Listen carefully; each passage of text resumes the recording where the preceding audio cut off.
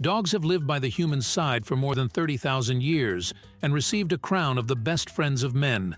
But only 100 years ago, your hero canine might look dramatically different.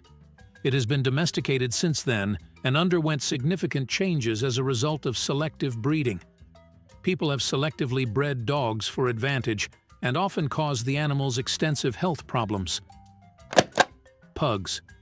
Pugs are one of the few breeds that can be genuinely claimed to antiquity. Historians mostly concur that they originated in the first millennium BC in China as a companion animal. Today they are considered and appreciated by their squished faces, but the same beloved trait is what causes all breed-related health problems. 100 years ago, true pugs had more elongated bodies, legs, and noses.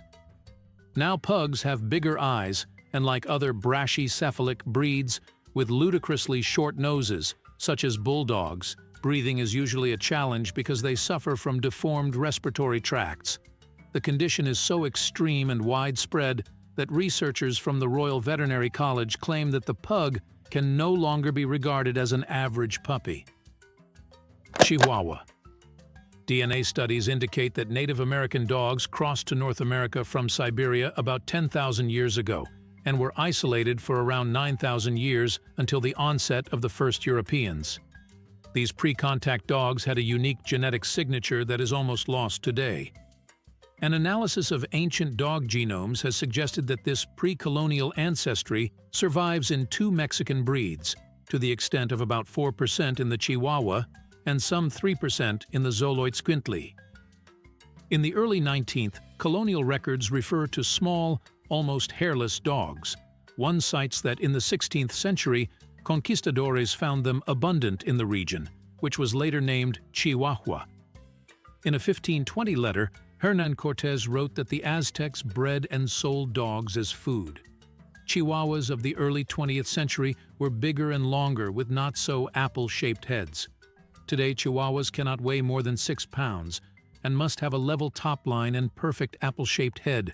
Shorter bodies are preferred. This is what the American Kennel Club breeders aim to achieve today to meet the current standards.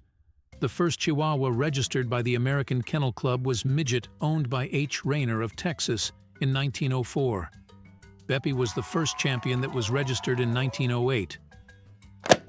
Bull Terrier, a dog breed derived from the Bulldog, White English Terrier, an extinct dog breed, and Dalmatian in 19th century England. Other breeds, including the Spanish Pointer, Foxhound, and Greyhound, may also have formed part of the above. Created specifically for the dog-fighting pits, the Bull Terrier was born a brave fighter, but he was not supposed to be an aggressive, fray starter. First registered as a breed by the American Kennel Club in 1885, the Bull Terrier was used to hunt bulls and other large animals. In 1915, this seems to be a healthy and attractive dog, with a rounded head and a slim thorax. The animal was the personification of agility, grace, elegance, and determination, according to the magazine Dogs of All Nations, which called it the gladiator of the canine race. In fact, today, the Bull Terriers are purposefully mated to produce a football-shaped head and thick, squat body, in total contrast with the svelte and elegant dog bred by Bateson. The American Kennel Club nowadays defines the type of face that a dog should have as an oval outline and should be completely filled in from all angles, giving the impression of fullness with surface without any hollows or indentations. According to Science of Dogs, it also developed extra teeth and a habit of chasing its tail. Dachshund. The Dachshund is a breed of dog originating in Germany that first started as a hunting companion. The name Dachshund essentially means badger dog in German, indicating its major purpose of attacking the badgers and other living creatures that dwell in their burrows. The elongated body and short legs of the breed were perfect for such tight places, and that was why they were excellent hunters. Selective breeding over the centuries improved the quality of hunting found in Dachshunds. Their characteristics like the long body and short legs were more enhanced. In the initial days, The dachshund had functional legs and necks for their size, yet as time passed, their spines got longer, their chests stuck out forward, and their legs were squarely reduced so that they appeared to be touching the floor with their chest.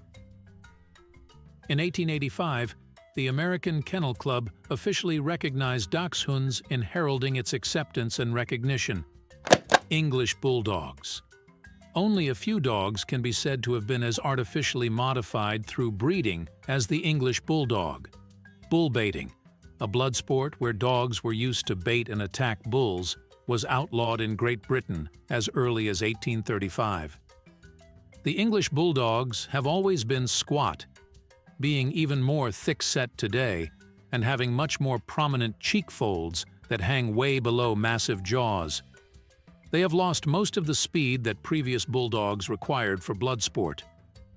The bulldog of today is a more drastic version of the original, bred to have even greater facial wrinkles and an even thicker and squatter body.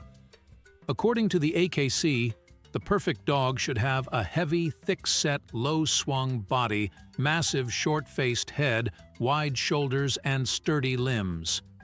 Mark Tenenbaum, an Australian veterinarian and the founder of the Vet Society, has stated that the English Bulldog almost has acquired all possible deleterious breed predispositions over the past century, from breathing difficulties to skin and eye diseases.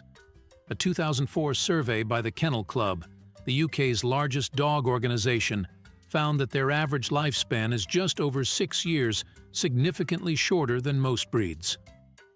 German Shepherds.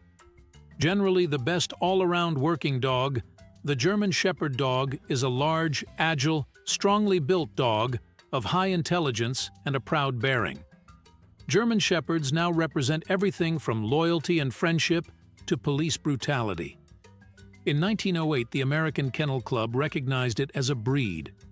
In 1915, it was described by Dogs of All Nations as a medium-sized dog, weighing only 24 kg, and having a deep chest, straight back, and strong loins. The modern German Shepherds have been specifically bred to be larger, 75 to 95 libs, or 34 to 43 kg, and with a smaller back in the hind region. According to the American Kennel Club, an ideal specimen has a strong, agile body, muscular and alert, full of life. That change took place when the breeders developed them into dogs for watchdogs and police work, as well as for herding. However, though shepherds are at risk of hip and elbow dysplasia, an inherited disease causing painful joint malalignment, the breed is not classified as a high risk for canine hip dysplasia. That condition, in addition to loss of muscle control in the hind legs that make them unable to stand, reduces the lifespan of the breed average to 10 years. Shetland Sheepdog. The Shetland Sheepdog, or the Sheltie, is a herding dog breed from the Shetland Islands in Scotland. It was only officially acknowledged by the Kennel Club in 1911. At first, it was called Shetland Collie, and the renaming caused outrage among rough collie breeders of that time, so its name changed. It weighed only about 7 and 10 libs, 3 to 4 kilograms, in 1911 and had medium-length fur. It is a small, clever, vocal, pleasing, and trustworthy dog. The dogs have been bred to be bigger, at least 20 libs, 9 kilograms, and are still lean. Also, their fur has clearly lengthened since 1911. The American Kennel Club now defines them as small, alert, rough-coated, long-haired working dogs.